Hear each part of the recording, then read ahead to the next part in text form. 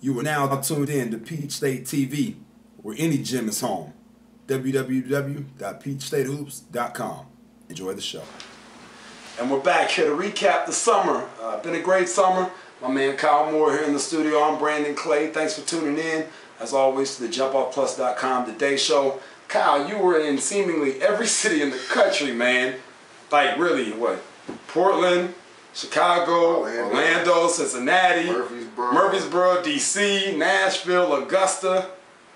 That's a lot of traveling, y'all. Talk to us about the summer. Who was the best player that you saw? What'd you feel about that? Well, it was an interesting summer with obviously USA basketball going on in France.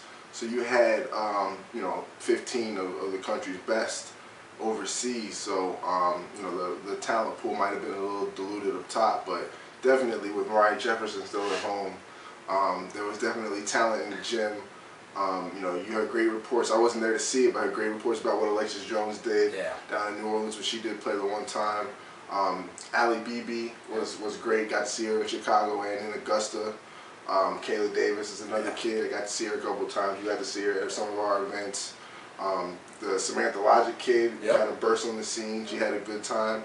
One of the 2012s that I thought came when we saw her play in Cincinnati, and from Cincinnati she continued some great play, was Jordan Jones out of DeSoto, Texas.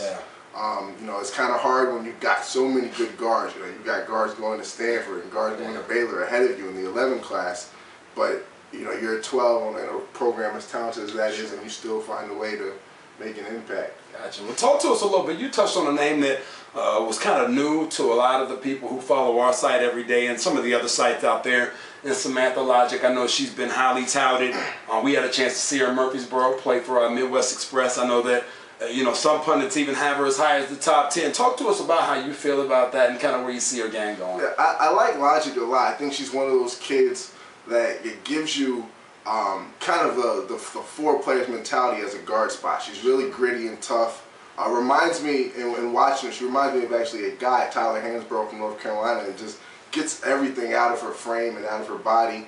Athletically, I think she has a little bit of a ceiling. I don't think that she's going to be able to create a lot of shots for herself or others at the college level, but in the right system where she can find some open looks and there's some other people that might draw more attention, some double teams, she can hurt somebody and really be an impact player in that kind of role player plus aspect of the game. Sure. Do you see her having some of the same?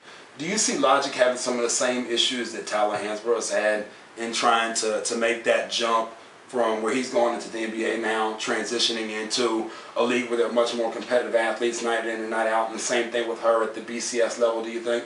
Yeah, I think it's interesting with Logic because that Midwest elite team was there had so many good pieces around her where at times she was able to fade in and out, and her play throughout the summer was consistent. But if she's not in the right situation at the college level and she's asked to do a lot, with the ball or creating a lot, she could find some tough spots in terms of what she can do athletically and what other players are able to do defensively to stop her. Gotcha. Makes sense. Talk to us a little bit, and I know we'll obviously have an article coming out here the first part of next week after our position camp write-ups and Rising Stars camps write-ups that talks a little bit more about this particular subject, the summer and the recap. You mentioned Ali Bibi. That's a kid who, now I've had a chance to see a couple of times. Saw her in the middle of May, saw her again out of USA Basketball. Great frame, love her body. Is that a kid, do you think, that still has a lot of upside in terms of continuing to progress as she gets to the next level? Yeah, I think, we were talking about this in the office and you made a comment, she doesn't know how good she can be.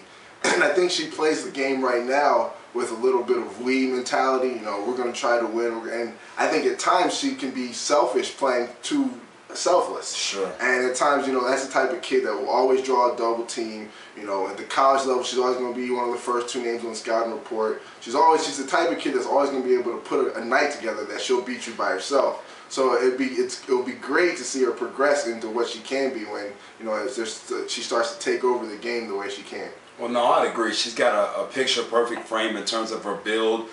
Great frame through her shoulders and once again through her legs, strong as she can be, without really seeing a weight room yet. So imagine what's going to happen when she gets on that BCS campus. That's going to be a problem for a lot of people. And to talk to us, we've talked about a player scratching the surface, talked about maybe the best overall player, so to speak. What do you think in terms of a surprise, a name that you hadn't heard? Obviously, Logic is a kid who would fit that category going into July. Do you have anybody else that for us, or do you want to talk about her again? I mean, Logic is definitely a surprise player. I thought Jordan Jones was a surprise player as well. And another one that people might not have heard the name too many times is the Atlanta Coast kid out of South Carolina. At 6'4", you know, her father actually played for the New England Patriots, played professional football, so she's got that athleticism in her bloodline. She can move. She's real mobile. Gets down the court, runs hard. Skill-wise, she's not as developed and as polished as you'd love to see her get. But as a 2013 graduate, she still has time to get that together. But just athletically, there's no ceiling there in terms of what she can do with that body and how much attention she'll be able to grab being a post player. Gotcha. I know one of our national evaluators, Clyde Pritchett, actually saw her in June at South Carolina team camp, raved about her, actually called me here in the office as he was driving back to Charlotte from Columbia, talking about her, and then obviously you've been able to see her and back that up in Orlando. It sounds like she's got a real promising future, man. So no, that's great. As always, I want to thank Keil Moore for being in the studio with us. I'm Brandon Clay. Until next time, you need you miss home.